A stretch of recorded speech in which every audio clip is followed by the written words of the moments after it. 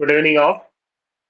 ഇപ്പൊ നമ്മള് earns academy already നമ്മളൊരു വീഡിയോ ചെയ്തിട്ടുണ്ടായിരുന്നു. എങ്ങനെയാണ് നമ്മുടെ ആപ്ലിക്കേഷൻ എടുത്തത് എന്നതിനെ പറ്റി ഒരു വീഡിയോ നമ്മൾ യൂട്യൂബിൽ അപ്ലോഡ് ചെയ്തിരുന്നു. അപ്പൊ അപ്ലോഡ് ചെയ്തതുമായിട്ട് ബന്ധപ്പെട്ട് കുറച്ച് സംശയങ്ങൾ പല ഭാഗത്തു നിന്നും ഉന്നയിക്കുകയുണ്ടായി. അപ്പം ആ ഒരു സംശയം ദൂരീകരിക്കാൻ ലൈവില് നമുക്ക് ഒരു ഒരു വിധി കിട്ടിയിരിക്കുകയാണ്. അതാണ് ശരിക്കും ഈ ഒരു ക്ലാസ് കൊണ്ട് ലക്ഷ്യം വെക്കുന്നത്.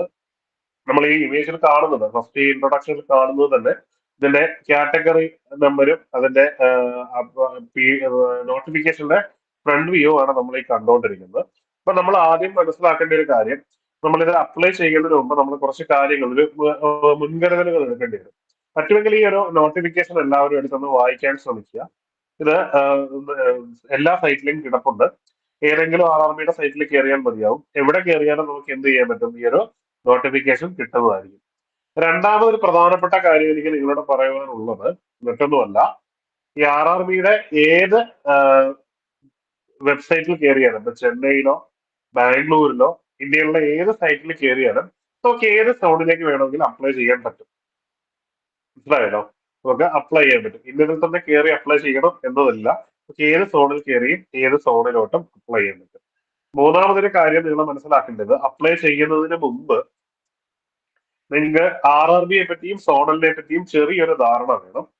സോൺ എന്ന് പറഞ്ഞാൽ, സോണുകളും ഡിവിഷനുകളും എന്ന് പറഞ്ഞു കഴിഞ്ഞാൽ റെയിൽവേയുടെ ഭരണത്തിന്റെ, അഡ്മിനിസ്ട്രേഷന്റെ കൃത്യമായിട്ടൊരു സ്ട്രക്ചറൽ ഫംഗ്ഷൻ ചെയ്യുന്ന ഒരു സംവിധാനമാണ്. ഈ ഒരു സംവിധാനത്തിലേക്ക്, അല്ലെങ്കിൽ ആ ഒരു പ്രാദേശിക മേഖലയിലേക്കുള്ള റിക്രൂട്ട് ചെയ്യാൻ വേണ്ടി, അതായത് ഈ സംസ്ഥാനങ്ങളുടെ പല സ്ഥലങ്ങളിലുള്ള ആൾക്കാരുടെ സൗകര്യത്തിന് വേണ്ടി അവരെ റിക്രൂട്ട് ചെയ്യാൻ വേണ്ടിയുള്ള ഒരു സംവിധാനമാണ് ഈ പറയുന്ന RRB, റെയിൽവേ റിക്രൂട്ട്മെന്റ് ബോർഡ് എന്ന് പറയുന്നത്. അതുകൊണ്ട് തന്നെ നിങ്ങൾ എവിടെ അപ്ലൈ ചെയ്താൽ, ഏതൊക്കെ മേഖല, അതായത് ഒരു RRBയിൽ അപ്ലൈ ചെയ്താൽ ചിലപ്പോൾ ഒന്നിലധികം സോണിലേക്ക് നിങ്ങൾ സജസ്റ്റ് ചെയ്യപ്പെട്ടേക്കാം, നിങ്ങളെ അവര് റെക്കമെൻഡ് ചെയ്തേക്കാം. ചിലതിൽ അപ്ലൈ ചെയ്താൽ ചില സോണിൽ മാത്രമേ അപ്ലൈ ചെയ്യുകയുള്ളൂ. ഇനി ഓർത്തിരിക്കേണ്ട, മനസ്സിലാക്കേണ്ട മറ്റൊരു കാര്യമുണ്ട്. ഇപ്പം RRB ട്രിവാൻഡ്രം വേക്കൻസി കുറവുള്ളൊരു സോണാണ്, ഒരു ഏരിയയാണ്, സോണല്ല, ഒരു ഏരിയയാണ്, ഒരു RRB ആണ്. ഇനി നിങ്ങൾ തിരുവനന്തപുരം RRB അപ്ലൈ ചെയ്ത് നിങ്ങൾക്ക് നിയമനം കിട്ടുന്ന ഒരിക്കലും കേരളത്തിൽ തന്നെ ആയിരിക്കും എന്ന് കരുതരുത്. കാരണം ചെന്നൈയും തിരുവനന്തപുരം റിക്രൂട്ട് ചെയ്യുന്നത് സൗത്ത് സോണിന് വേണ്ടിയാണ്, ദക്ഷിണ റെയിൽവേക്ക് വേണ്ടിയാണ്. അപ്പൊ അതിന്റെ കീഴിലുള്ള വ്യത്യസ്തങ്ങളായ ഡിവിഷനിൽ എവിടെ വേണമെങ്കിലും നിങ്ങൾക്ക് എന്ത് ചെയ്യാം, നിങ്ങളെ നിയമിക്കാനുള്ള സാധ്യതയുണ്ട് എന്നൊരു ധാരണ കൂടി നിങ്ങൾക്ക് ഉണ്ടാവണം. ആ ഒരു ബോധതലത്തിൽ നിന്ന് വേണം നമ്മൾ ഈ ഒരു ആക്ടിവിറ്റിയിലേക്ക് കടക്കാൻ. അപ്പം മറക്കണ്ട, ഈ ഒരു ധാരണ ഉണ്ടാവണം. ഇനിയും അപേക്ഷ അയക്കുന്നതിന് മുമ്പ് ചില കാര്യങ്ങൾ നമ്മൾ ഓർത്തിരിക്കേണ്ടതുണ്ട്. നമുക്ക് പലർക്കും വേണ്ടുന്ന സാധനമാണ്, അതിൽ ചില സർട്ടിഫിക്കറ്റ്സ് ആണ്. അതായത് നമ്മുടെ രാജ്യത്ത് സംവരണം ഒരു അവകാശമായിട്ട് തന്നെ ഉള്ളൊരു നാടാണ്. അതുകൊണ്ട് തന്നെ ഇന്ത്യയിലെ കുറച്ച് വിഭാഗങ്ങൾക്ക് സംവരണം കൊടുത്തിട്ടുണ്ട്. അതിൽ ആദ്യത്തെ വിഭാഗം എന്ന് പറഞ്ഞാൽ ഇപ്പൊ ഏറ്റവും അടുത്തായിട്ട് വന്നിട്ടുള്ള ഇക്കണോമിക് വീക്കർ സെക്ഷൻ എന്ന് പറയുന്ന ഒരു വിഭാഗമാണ്. ഇവർക്ക് പ്രായത്തിൽ യാതൊരുവിധ ഇളവുകളും കിട്ടില്ല. പക്ഷെ ഇത് കിട്ടും എന്നുള്ളവരാണെങ്കിൽ, അതായത് ഫോർവേഡ് കാസ്റ്റില് ഇത് കിട്ടും എന്ന് ഉറപ്പുള്ളവരാണെങ്കിൽ വാങ്ങുക. കാരണം നിയമനത്തിൽ അത് വളരെ രീതിയിൽ നിങ്ങൾ ഉപകരിക്കും. ഏജിൽ യാതൊരുവിധ റിലാക്സേഷനും കിട്ടില്ല, ഒന്നുകൂടി പറയുന്നു. പക്ഷേ നിങ്ങൾ നിയമനങ്ങളുമായിട്ട് ബന്ധപ്പെട്ട് നിങ്ങളുടെ റാങ്കിങ് അങ്ങനെയുള്ള കാര്യങ്ങളൊക്കെ വരുമ്പോൾ അതിൽ വളരെ രീതിയിൽ നിങ്ങൾക്ക് പ്രയോജനപ്പെടുന്നതായിരിക്കും. ഇനിയും അതിന് കുറച്ച് ക്രൈറ്റീരിയകളുണ്ട്. നിങ്ങളുടെ വീടിന്റെ വലിപ്പം ഒരു ക്രൈറ്റീരിയയാണ്. സ്വന്തമായിട്ട് കാർ ഉണ്ടാകാൻ പാടില്ല, എന്നൊക്കെയുള്ള ധാരാളം ക്രൈറ്റീരിയകളുള്ള ഒരു ഒരു മേഖലയാണ് ഈ പറയുന്ന EWS. അതുകൊണ്ട് തന്നെ നിങ്ങൾക്ക് ഉറപ്പ് വരുത്താൻ പറ്റണം ഇത് കിട്ടുമോ ഇല്ലയോ. നിങ്ങളുടെ വെയർ ബോർഡ്സ് ഒക്കെ ചെന്ന് ഈ അക്ഷയ വഴി അപ്ലൈ ചെയ്തിട്ട് നേരിട്ട് തന്നെ നിങ്ങൾ വില്ലേജ് ഓഫീസറോട് ചോദിക്കുക. അപ്പൊ കട്ടാൻ ത്രൂ ആയിട്ട് അദ്ദേഹം പറയും നിങ്ങൾക്ക് ഇതിനുള്ള എലിജിബിലിറ്റി ഇല്ല എന്ന് അദ്ദേഹം പറഞ്ഞ്, അദ്ദേഹം തഹസിൽദാർക്ക് റെക്കമെൻഡ് ചെയ്തില്ലെങ്കിൽ ഒരിക്കലും നിങ്ങൾക്ക് എന്ത് കിട്ടില്ല, ഈ ഒരു സർട്ടിഫിക്കറ്റ് കിട്ടില്ല. അങ്ങനെ കിട്ടില്ല എന്ന് അറിഞ്ഞു കഴിഞ്ഞാൽ പിന്നെ നിങ്ങൾ അതിനുവേണ്ടി നിന്ന് സമയം കളയാതെ നിങ്ങൾ ഡയറക്റ്റ് ആപ്ലിക്കേഷനിലേക്ക് പോവുക. EWS കിട്ടാൻ കുറച്ച് പാടാണ് കേരളം പോലുള്ള സ്റ്റേറ്റുകളിൽ. അതുകൊണ്ടാണ് ഞാനത് എടുത്തു പറഞ്ഞത്. ഇത് തരേണ്ടുന്ന അതോറിറ്റി, നിങ്ങൾക്ക് തരേണ്ടുന്ന സർട്ടിഫിക്കറ്റ് ഇഷ്യൂ ചെയ്ത് തരേണ്ട അതോറിറ്റി തഹസിൽദാറാണ്. കാരണം ഇത് സെൻട്രൽ ഗവൺമെന്റിലേക്ക് അപ്ലൈ ചെയ്യുന്ന ഒരു അപേക്ഷയാണ്. ഇതിന്റെ ഒരു ഫോർമാറ്റ് RRBയുടെ നോട്ടിഫിക്കേഷനിലുണ്ട്. ആ ഫോർമാറ്റിൽ തന്നെ വേണമെന്ന് യാതൊരുവിധ നിർബന്ധവുമില്ല. അതാത് സ്റ്റേറ്റുകൾ അനുവർത്തിക്കുന്ന രീതി നമുക്ക് ഫോളോ ചെയ്താൽ മതിയാകും. പിന്നെ കേരളത്തെ സംബന്ധിച്ചിടത്തോളം ആ ഒരു ടെൻഷനും ഇല്ല. കാരണം എന്താണ്, കേരളം അതേ ഫോർമാറ്റിൽ തന്നെയാണ് കൊടുക്കുന്നത്. ഇനി രണ്ടാമതുള്ള ഒരു സർട്ടിഫിക്കറ്റ് എന്ന് പറഞ്ഞാൽ OBC-കാരുടെയാണ്. OBC-കാരുടെ നോൺ ക്രിമീലിയർ സർട്ടിഫിക്കറ്റ് ആണ്. അത് കിട്ടാൻ അത്ര ബുദ്ധിമുട്ടുള്ള ഒരു സർട്ടിഫിക്കറ്റ് അല്ല. കാരണം അവിടെ വെച്ചിരിക്കുന്ന ഇൻകം ലെവൽ കുറച്ച് കൂടുതലായത് കൊണ്ട് തന്നെ ഏറെക്കുറെ എല്ലാവർക്കും കിട്ടും. ഗ്രൂപ്പ് എ എംപ്ലോയീസ്, പിന്നെ ബാങ്കിലെ തന്നെ പ്രിൻസിപ്പൽ, മാനേജർ റാങ്ക്, അങ്ങനെയൊക്കെയുള്ള കുറെ തസ്തികകളൊക്കെ ആണെങ്കിൽ മാത്രമേ, അല്ലെങ്കിൽ ആംഡ് പോലീസ്, ആംഡ് ഫോഴ്സുകളിലെ ലെഫ്റ്റനന്റ് കേണലിന് മുകളിലുള്ള റാങ്ക് ഒക്കെ ആണെങ്കിൽ അതിന് കിട്ടാൻ കുറച്ച് ബുദ്ധിമുട്ടുകളുള്ളൂ. അപ്പം ആ ഒരു ബുദ്ധിമുട്ട് ഇവിടെ വരില്ല. ഇപ്പൊ നിങ്ങളുടെ ഇൻകം ആണ് ഇവിടുത്തെ ക്രൈറ്റീരിയ. ഏതാണ്ട് 6 ലക്ഷം ആ ഒരു ക്രൈറ്റീരിയ വരുന്നുണ്ട്. ആ ഒരു ക്രൈറ്റീരിയ അതും ഫിസിക്കലി തന്നെ വരുന്നതാണ്. അതൊന്നും ഒരിക്കലും പലപ്പോഴും നമ്മുടെ കേരളത്തെ സംബന്ധിച്ചിടത്തോളം വലിയ ഇഷ്യൂ ആയിട്ട് വരുന്നില്ല. അതുകൊണ്ട് OBC നോൺ ക്രിമിനൽ കിട്ടാൻ ഒരു പാടുമില്ല. നിങ്ങൾ കിട്ടുന്നവരാണെങ്കിൽ തീർച്ചയായിട്ടും അത് വാങ്ങണം. നിങ്ങൾക്ക് പ്രായത്തിൽ, ഏജിൽ കൃത്യമായിട്ടുള്ള ഇളവ് കിട്ടുന്നുണ്ട് 3 വർഷത്തെ. അതുകൊണ്ട് തീർച്ചയായിട്ടും നിങ്ങൾ വാങ്ങണം. മാത്രവുമല്ല പരീക്ഷകളിലും സെപ്പറേറ്റ് കട്ട് ഓഫ് ഉണ്ട്. അപ്പൊ നിങ്ങൾ വാങ്ങേണ്ടത് തഹസിൽദാരുടെ ഓഫീസിൽ നിന്നാണ്. തഹസിൽദാരുടെ ഓഫീസിൽ നിന്ന് നമുക്ക് നേരിട്ട് വാങ്ങാൻ ഒക്കത്തില്ല. നമ്മൾ കേരളത്തിലെ കാര്യമാണ് ഞാൻ പറയുന്നത്. കേരളത്തിൽ നമ്മൾ ഇത് വാങ്ങാൻ വേണ്ടി ഓൺലൈനായിട്ടാണ് അപ്ലൈ ചെയ്യേണ്ടത്. ഏറ്റവും നിയറസ്റ്റ് ആയിട്ടുള്ള അക്ഷയകൾ, അല്ലാന്നുണ്ടെങ്കിൽ ഏതെങ്കിലും ഫ്രണ്ട് സെന്ററുകൾ, അല്ലെങ്കിൽ ഫെസിലിറ്റേഷൻ സെന്ററുകൾ, ഈ മറ്റേ ഡിജിറ്റൽ പ്ലാറ്റ്ഫോമുകൾ. ഇതൊന്നും ഇല്ലെങ്കിൽ നിങ്ങൾക്ക് നിങ്ങളുടെ വീട്ടിൽ ഇരുന്ന് ചെയ്യാൻ പറ്റും. പക്ഷേ ഡിജിറ്റൽ സിഗ്നേച്ചർ പോലുള്ള ഫെസിലിറ്റീസും ബാക്കിയുള്ള കാര്യങ്ങളൊക്കെ നിങ്ങൾക്ക് വേണ്ടി വരും. ഇതുപയോഗിച്ചുകൊണ്ട് അപ്ലൈ ചെയ്യുക. അപ്ലൈ ചെയ്ത് കഴിഞ്ഞാൽ വില്ലേജ് ഓഫീസർ ആണ് അതിന്റെ എൻക്വയറി ഓഫീസർ.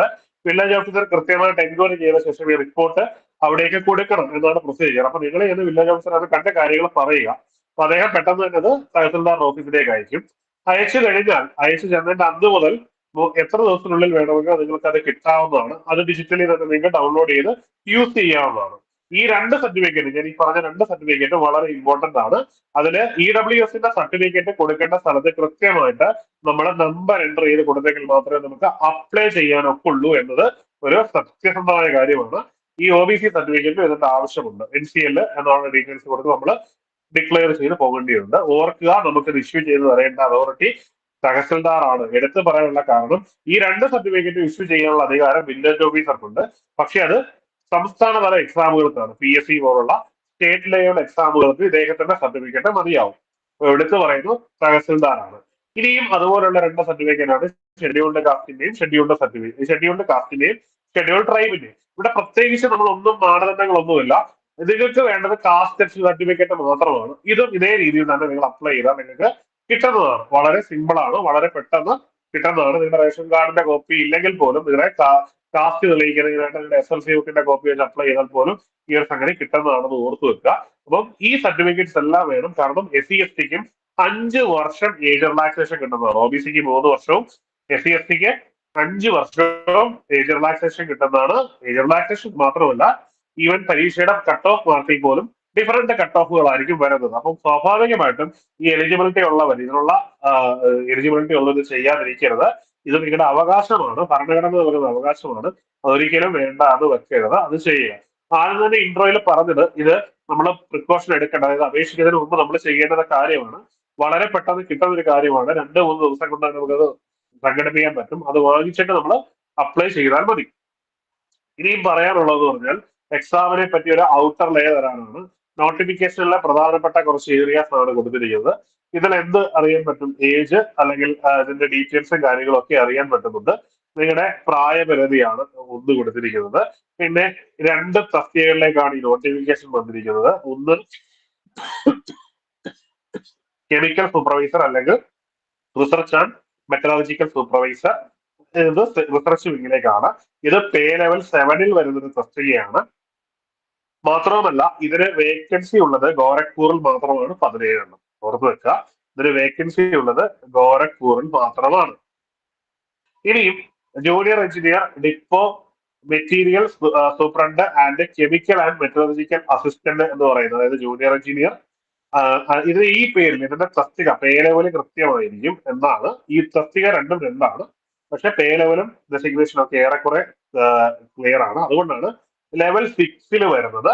ഇത് ഏജ് കൃത്യമാണ്. പക്ഷെ വേക്കൻസികൾ, അതായത് എഞ്ചിനീയറിംഗിന്റെ എല്ലാ സ്ട്രീമിന്റെയുടെ വേക്കൻസികളിലാണ് ഇവിടെ കൊടുത്തിരിക്കുന്നത്. അത് ഏതാണ്ട് 7,934 വേക്കൻസികളാണ് നിലവിലുള്ള വേക്കൻസിയാണ്. ഇനി ഇതിൽ എന്തെങ്കിലും മാറ്റം വരുമോ എന്ന് നമുക്കറിയില്ല. കാരണം LP ലോക്കോ പൈലറ്റിൽ എന്തുണ്ടായിട്ടുണ്ട്? ഈ അടുത്തിടെ ഒരു മാറ്റം ഉണ്ടായിരുന്നു. അപ്പൊ അതുകൊണ്ട് ഇതിൽ മാറ്റം ഉണ്ടാകാനുള്ള ഒരു കാര്യമുണ്ട്. ഇനി ഏജ് വയസ്സ് 36 വയസ്സാണ്. ഈ 36 എന്നുള്ളത് ഏജ് റിലാക്സേഷൻ ഉണ്ടാവും. ഒ ബി സിക്ക് എത്രയാണ്? ഒ ബി സിക്ക് 3 വർഷം വരെ, 3 വർഷം വരെയും, SC ST-ക്ക് 5 വർഷം വരെയും എന്തുണ്ട്? ഏജ് റിലാക്സേഷൻ ഉണ്ട് എന്നുള്ള കാര്യം ഓർത്തു വെക്കുക. വളരെ ഇമ്പോർട്ടന്റ് ആയിട്ടുള്ള കാര്യമാണ്. അപ്പം ഇത് കൃത്യമായിട്ട് നിങ്ങൾ യൂസ് ചെയ്യുമെന്ന് വിശ്വസിക്കുന്നു. അപ്പം ഇത് നിങ്ങൾക്ക് ഇൻഫോർമേറ്റീവ് ആയി എന്ന് കരുതുന്നു. അപ്പൊ നമ്മൾ അടുത്ത് പോകുന്നത് നമ്മുടെ ആപ്ലിക്കേഷനിലേക്കാണ്. നമ്മുടെ വെബിനാറിൽ നമ്മൾ പറഞ്ഞതുപോലെ തന്നെ ആപ്ലിക്കേഷൻ ആണ്. എങ്ങനെയാണ് നമ്മളിത് അപ്ലൈ ചെയ്യുന്നത് എന്ന മേഖലയിലേക്ക് പോകാൻ പോവുകയാണ്.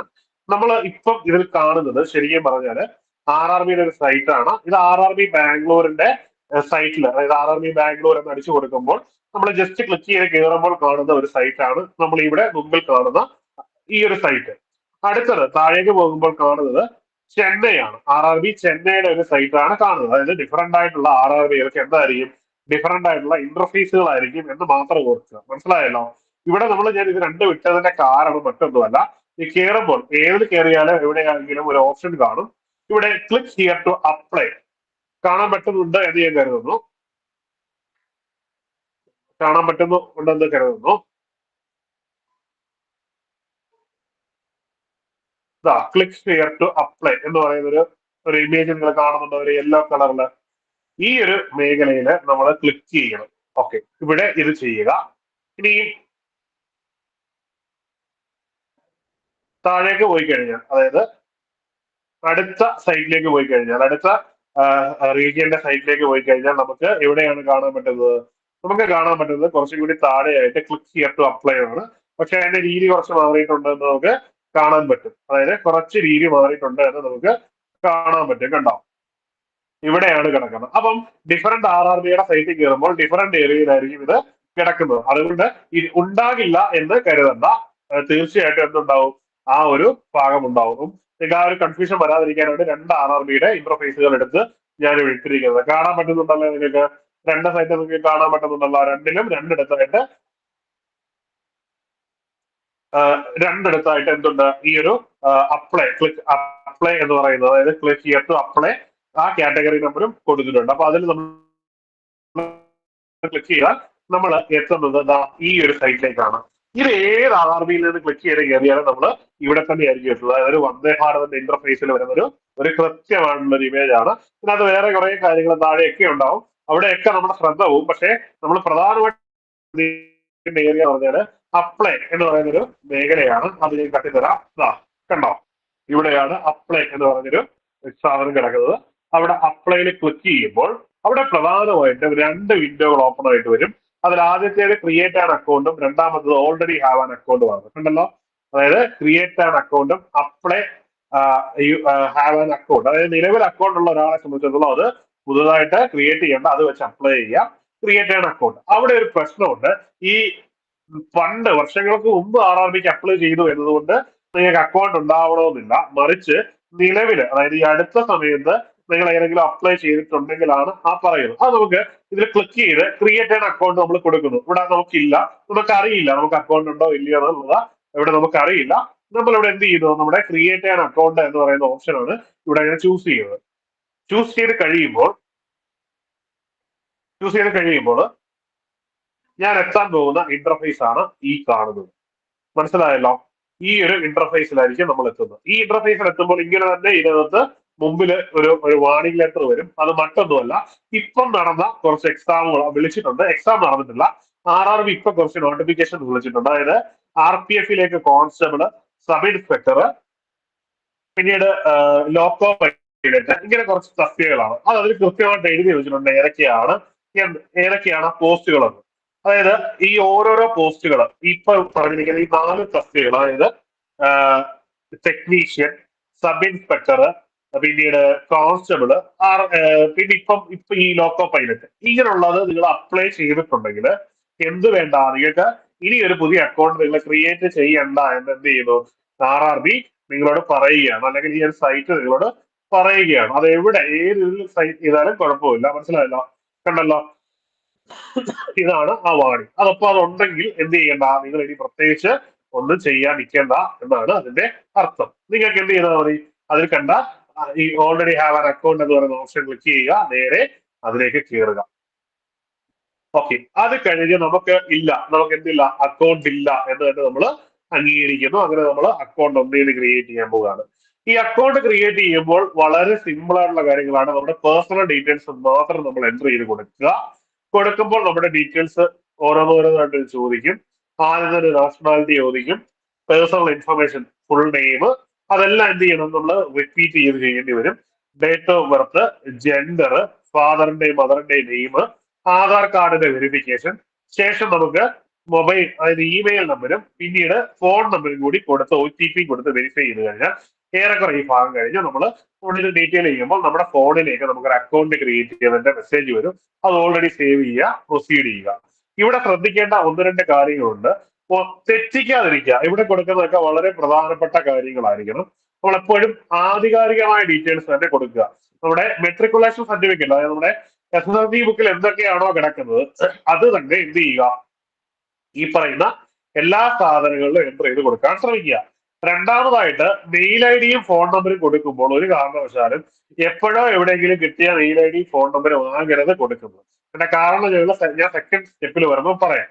അതായത് ഇപ്പൊ ഇത് കൊടുക്കുന്നു, കൊടുത്തു കഴിഞ്ഞിട്ട് ഒരു 1-2 മാസം കഴിഞ്ഞിട്ട് പിന്നീട് അതിന്റെ ഇമെയിൽ ഐ ഡി യൂസ് ചെയ്യാൻ പറ്റുന്നില്ല, ഫോൺ നമ്പരും റീചാർജ് ചെയ്യാതെ നഷ്ടപ്പെട്ടു പോയി എന്നൊരു സാഹചര്യമാണെങ്കിൽ ചിലപ്പോൾ ഇത് എന്നത്തേക്കുമായിട്ട് നമുക്ക് യൂസ് ചെയ്യാൻ പറ്റാത്തൊരവസ്ഥയിലേക്ക് മാറും. അത് പ്രിവെന്റ് ചെയ്യാൻ വേണ്ടിയാണ് ഈ ഒരു സജഷൻ ഞാൻ നിങ്ങൾക്ക് തന്നത്. അപ്പൊ എപ്പോഴും എന്ത് ചെയ്യുക, നമ്മൾ എപ്പോഴും സ്ഥിരമായിട്ട് യൂസ് ചെയ്യുന്ന സിമ്മും ഒപ്പം തന്നെ ജിമെയിലും തന്നെ വേണം യൂസ് ചെയ്യാൻ. അതോടുകൂടി, അതായത് OTP ഫില്ല് ചെയ്യുന്നതോടുകൂടി എന്താണ്, നിങ്ങളുടെ ഈ ഒരു പ്രൊസീജിയർ കഴിഞ്ഞു. അതിനുശേഷം ബാക്കി സബ്മിറ്റോടെ കൊടുത്തു കഴിഞ്ഞാൽ ഈ ഒരു സെക്ഷൻ കഴിഞ്ഞു. നിങ്ങൾക്ക് എന്തായി, നിങ്ങൾക്ക് റെയിൽവേയില് അക്കൗണ്ട് ആയി. ഇനി നിങ്ങൾക്ക് ഇവിടെ റോളുമില്ല, നിങ്ങൾ അതിന് എന്ത് ചെയ്യുക, പുറത്ത് പോന്നേക്കുക. ഇവിടെ എല്ലാ ഡീറ്റെയിൽസും എന്ത് ചെയ്യണം, കൃത്യമായിട്ട് എൻ്റർ ചെയ്ത് കൊടുക്കണം. ഓരോന്നോരോന്നായിട്ട് എന്ത് ചെയ്യണം, എൻ്റർ ചെയ്ത് കൊടുക്കണം. കാണുന്നുണ്ടല്ലോ, ഈ ഭാഗമൊക്കെ കാണുന്നുണ്ടല്ലോ, കൃത്യമായിട്ട് എൻ്റർ ചെയ്ത് കൊടുക്കാം. ഈ ഇവിടെ വൈറ്റ് കളറിൽ മാഞ്ഞു പോകുന്നത് നിങ്ങൾ കാണുന്നുണ്ടാവും. ഇതാക്കണ്ടല്ലോ, ഓരോരോ ഭാഗങ്ങളും കൃത്യമായിട്ട് എൻ്റർ ചെയ്ത് കൊടുക്കുക. വളരെ എളുപ്പമാണ്, സിമ്പിൾ ആയിട്ടുള്ള കാര്യങ്ങളാണ്, എല്ലാവർക്കും ചെയ്യാവുന്ന കാര്യങ്ങളാണ്. ഇത്രയും കാര്യങ്ങൾ വളരെ സിമ്പിൾ ആയിട്ട് ഏതൊരാൾക്കും ചെയ്യാവുന്നതാണ്. അതായത് നാഷണാലിറ്റി കൊടുക്കുക, ഫുൾ നെയിം കൊടുക്കുക, ഫുൾ നെയിമിന് ശേഷം എന്താണ്, ഡേറ്റ് ഓഫ് ബർത്ത് കൊടുക്കുക. പിന്നെ ചോദിച്ചിരിക്കുന്നുണ്ട് ഈ പേരിന് എന്തെങ്കിലും മാറ്റമുണ്ടോ എന്ന് അവർ തന്നെ ചോദിക്കുന്നുണ്ട്. ഇല്ലെന്ന് പറയുക, ഉണ്ടെങ്കിൽ ഉണ്ടെന്ന് പറയുക. ഡേറ്റ് ഓഫ് ബർത്ത് കൊടുക്കുന്നു, ജെൻഡർ കൊടുക്കുന്നു, ഫാദറിന്റെ നെയിം കൊടുക്കുന്നു, മദറിന്റെ നെയിം കൊടുക്കുന്നു. ആധാർ വെരിഫിക്കേഷനോടെ ചെയ്തു പോകുന്നത് വളരെ നല്ലതാണ്. ഇത് ചെയ്യാൻ ബുദ്ധിമുട്ടുള്ളവർ ചെയ്തില്ലെങ്കിലും കുഴപ്പമില്ല. അതൊരു മാൻഡേറ്ററി അല്ല. കാരണം ഈ റെഡ് കളറിൽ സ്റ്റാർ കാണുന്നത് മാൻഡേറ്ററി ആണ്, നമ്മൾ ചെയ്തേ പറ്റും. ഈ മാൻഡേറ്ററി അല്ലാത്ത കാര്യങ്ങൾ ചെയ്തില്ലെങ്കിൽ നമ്മുടെ അപ്ലിക്കേഷൻ എന്താണ്, പ്രൊസീഡ് ചെയ്തോളൂ. അതായത് ആധാർ നിലവിൽ എന്തല്ല, മാൻഡേറ്ററി അല്ലാത്തതുകൊണ്ടാണ്. നിങ്ങൾ അതുകൂടെ കൊടുത്താൽ വളരെ ഉപകാരം. നിങ്ങൾക്ക് അതുകൊണ്ട് നഷ്ടമൊന്നും വരില്ല. അതും കൂടെ കൊടുക്കുക. ലാസ്റ്റില് നമ്പരോട് ഒതന്റിക്കേറ്റ് ചെയ്താൽ, മൊബൈൽ നമ്പരും ആധാർ കാർഡും കൂടി ഒതന്റിക്കേറ്റ് ചെയ്താൽ അത് കഴിഞ്ഞു, നമ്മുടെ പ്രൊസീജിയർ കഴിഞ്ഞു എന്ന് വേണം കരുതാൻ. ഓക്കെ, നെക്സ്റ്റ് നമ്മൾ അടുത്ത ലെവലിലേക്ക് പോവുകയാണ്. എന്താണ്, നമ്മൾ ഓൾറെഡി ചെയ്ത് കഴിഞ്ഞു, നമുക്ക് അക്കൗണ്ടും ആയി കഴിഞ്ഞു അല്ലെ. അക്കൗണ്ട് ആയി കഴിഞ്ഞാൽ ഇനി നമുക്ക് എന്ത് ചെയ്യാൻ പറ്റില്ല, നമുക്ക് ആ പഴയ പ്രോസസ്സിലേക്ക് പോകേണ്ടി വരും അല്ലെ. എവിടെ എത്തേണ്ടി വരും, നമ്മളിതാ ഇവിടെ തന്നെ എത്തേണ്ടി വരും. എവിടെ എത്തിയിട്ട് എന്ത് ചെയ്യേണ്ടി വരും, ഇവിടെ ഓൾറെഡി ആവാൻ അക്കൗണ്ട് എന്ന് പറയുന്ന ഒരു ഓപ്ഷൻ ക്ലിക്ക് ചെയ്തു നമ്മൾ അത് ചെയ്യാൻ പോവുകയാണ്. അപ്പൊ ഓൾറെഡി ആവാൻ അക്കൗണ്ട് ക്ലിക്ക് ചെയ്യുമ്പോൾ നമ്മൾ എത്തുന്നത് ഏതാണ്ട് ഒരു ഇമെയിൽ ഐ ഡിക്ക് സമാനമായ ഒരു ഇന്റർഫേസിലേക്കാണ്. നമുക്ക് ഇമെയിൽ ഐ ഡി ഉണ്ടല്ലോ, അതിന് സമാനമായിട്ടൊരു ഇന്റർഫേസിലേക്കാണ് എത്തുന്നത്. ഇവിടെ നമ്മൾ എന്താണ് ചെയ്യേണ്ടത്, ഇവിടെ നമ്മൾ ചെയ്യേണ്ടത് മൊബൈൽ നമ്പർ അല്ലെങ്കിൽ കൊടുത്ത ഇമെയിൽ അഡ്രസ്സ് നമ്മളിവിടെ എൻ്റർ ചെയ്ത് കൊടുക്കുക. അപ്പൊ മനസ്സിലായി കാണുന്നതിന്റെ ഇമ്പോർട്ടൻസ് എന്താണെന്ന്. അതായത് കൊടുക്കുന്ന മൊബൈൽ നമ്പർ എന്താണ്, നമ്മൾ എപ്പോഴും ഇതിൽ ചെയ്യണം. ഇനി പാസ്വേഡ് അവർ തന്നത് നമ്മളിവിടെ എൻ്റർ ചെയ്ത് കൊടുക്കണം. ഇതിന്റെ ഇമ്പോർട്ടൻസ് എന്ന് പറഞ്ഞു കഴിഞ്ഞാൽ, ഈ മൊബൈൽ നമ്പർ നമ്മൾ പാസ്വേഡ് മറന്നുപോകും, മനുഷ്യനാണ്, നോട്ട് ചെയ്ത് നമ്മുടെ നഷ്ടപ്പെട്ടു പോകും. ഇത് റിട്രൈവ് ചെയ്തെടുക്കണമെങ്കിൽ എന്ത് വേണം, ഈ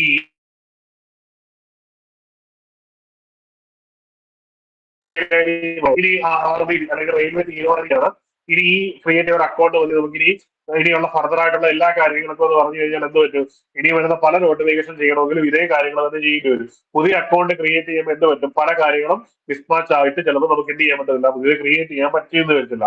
അങ്ങനെയുള്ള പല പ്രശ്നങ്ങളും നമ്മളെ ബാധിക്കാതിരിക്കാനാണ് അഡ്വാൻസ്ഡ് ആയിട്ട് ഞാൻ പറഞ്ഞത്. അപ്പൊ എന്ത് ചെയ്യണം, മൊബൈൽ നമ്പർ എൻ്റർ ചെയ്യുക, അല്ലത്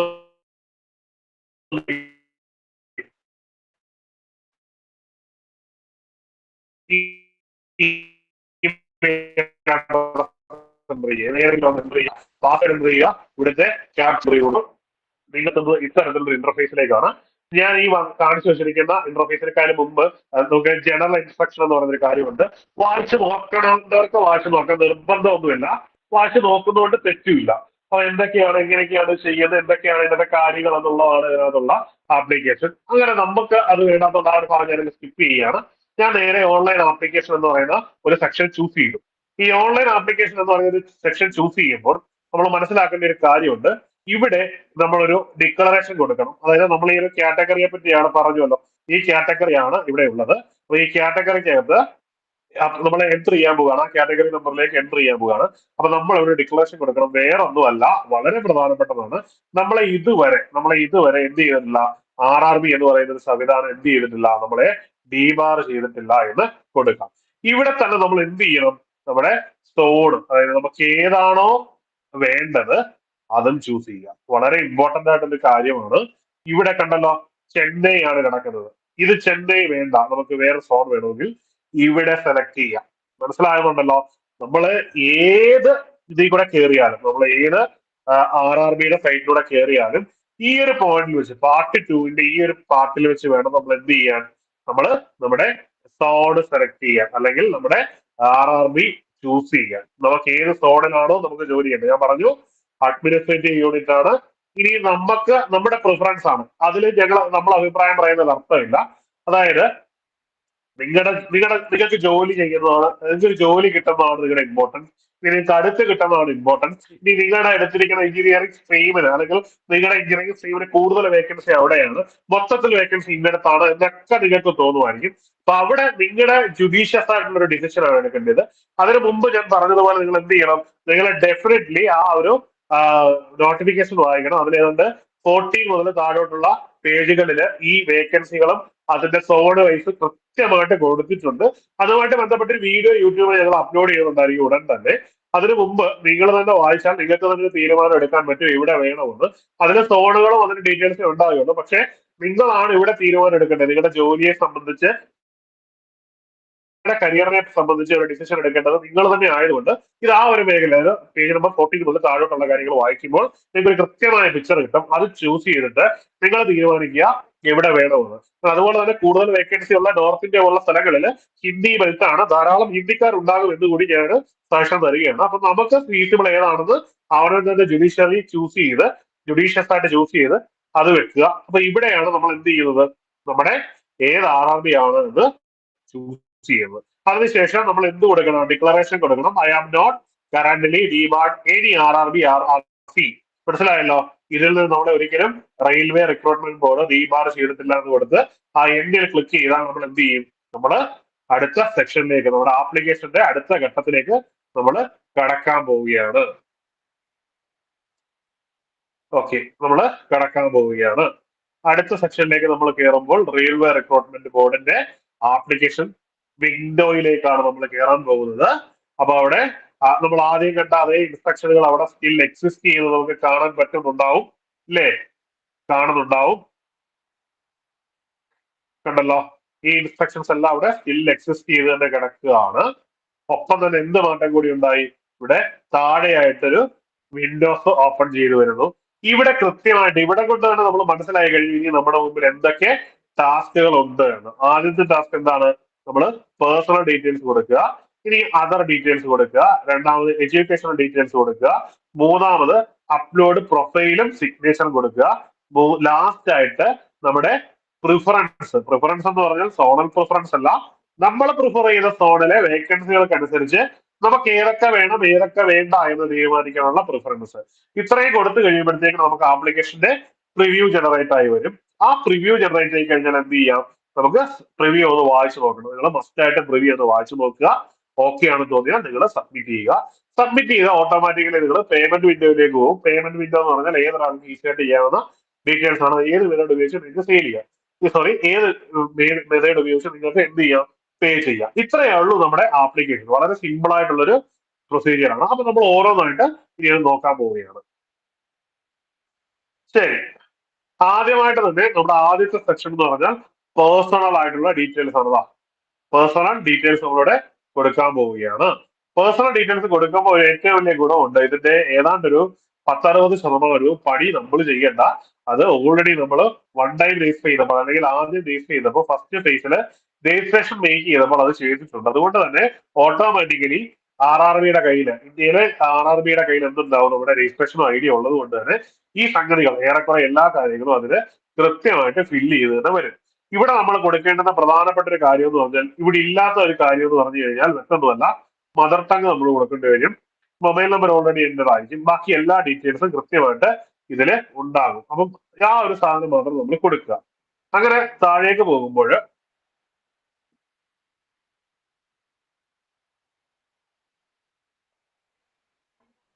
അടുത്ത പേജിൽ താഴെ അതിന്റെ താഴത്തെ പേജിലേക്ക് എത്തുന്ന ബാക്കി ഡീറ്റെയിൽസ് ആണ് നമ്മൾ കാണുന്നത്. ഇവിടെ പേഴ്സണൽ ഡീറ്റെയിൽസ് ഓൾറെഡി ഫില്ല് ചെയ്ത് വന്നിട്ടുണ്ട്. ഇവിടെ ഈ ഒരു ബ്ലാക്ക് കളറിൽ കാണുന്ന ഭാഗങ്ങളെല്ലാം ഓട്ടോമാറ്റിക്കലി ഫില്ല് ചെയ്ത് വരുന്നതാണ്. നിങ്ങൾക്ക് ഇവിടെ കാണാൻ പറ്റുന്നുണ്ടായിരിക്കും. കണ്ടല്ലോ, ഈ കാര്യങ്ങളൊക്കെ ഓൾറെഡി ഇവിടെ ഫില്ല് ചെയ്ത് തന്നെ വന്നിരിക്കുന്നതാണ്.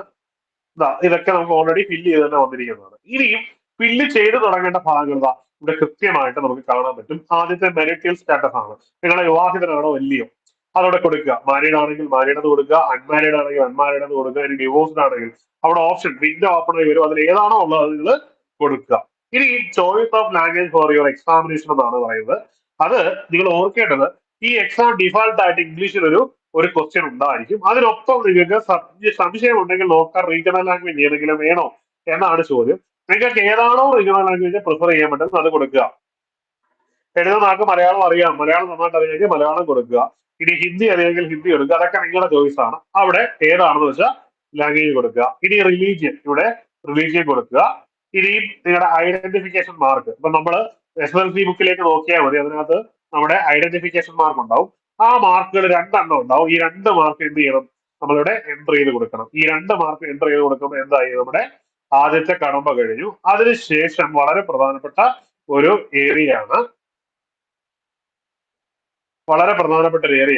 ഇവിടെ നമ്മൾ പ്രത്യേകം ശ്രദ്ധിക്കേണ്ടതാണ്. ഉണ്ടല്ലോ, കമ്മ്യൂണിറ്റി ഡീറ്റെയിൽസ്. ഇവിടെയാണ് നമ്മുടെ റിസർവേഷനുമായിട്ട് ബന്ധപ്പെട്ട കാര്യങ്ങളുള്ളത്. ഇവിടെ ആ വിൻഡോ ക്ലിക്ക് ചെയ്യുമ്പോൾ അതിനകത്ത് താഴോട്ട് വിൻഡോസ് ഓപ്പൺ ആയി വരും. ഇതിൽ അൺറിസർവ്ഡ് കൊടുത്തിട്ടാണ് നമ്മൾ പോയിരിക്കുന്നത്. റിസർവേഷൻ ഒന്നും തന്നെ ഇല്ല എന്ന്. ആദ്യമായിട്ട് EWS ആയിരിക്കും, OBC ഉണ്ടാവും, അങ്ങനെ ഓരോരോ കാര്യങ്ങളുണ്ടാവും. ഈ ഭാഗം ക്ലിക്ക് ചെയ്ത് കഴിയുമ്പോൾ ഏതാണോ വരുന്നത് അതിൽ ചോദിച്ചിരിക്കുന്ന ചോദ്യങ്ങൾ ഉണ്ടായിരിക്കും. EWS ആണെങ്കിൽ EWS സർട്ടിഫിക്കറ്റും ഡേറ്റും എൻ്റർ ചെയ്ത് കൊടുക്കണം. OBC ആണെങ്കിൽ OBCയുടെ ആ ഒരു ഡിക്ലറേഷൻ കൊടുക്കണം. SC/ST ആണെങ്കിൽ അത് ഡിക്ലെയർ ചെയ്ത് കൊടുക്കുക. അതോടുകൂടി ആ ഒരു ഏരിയയിലെ പ്രൊസീജിയർ കഴിഞ്ഞു. ഒന്നുകൂടി പറയുന്നു, ഇവിടെയാണ് നമ്മൾ കമ്മ്യൂണിറ്റി ഡീറ്റെയിൽസ്, അതായത് ആദ്യത്തെ ഭാഗത്തുള്ളതാണ് കമ്മ്യൂണിറ്റി ഡീറ്റെയിൽസ് കൊടുക്കുന്നത്. അതിനുവേണ്ടി എന്ത് വേണം, ആ ഒരു ഭാഗം താഴേക്ക് വിൻഡോ ഓപ്പൺ ചെയ്ത് വരിക.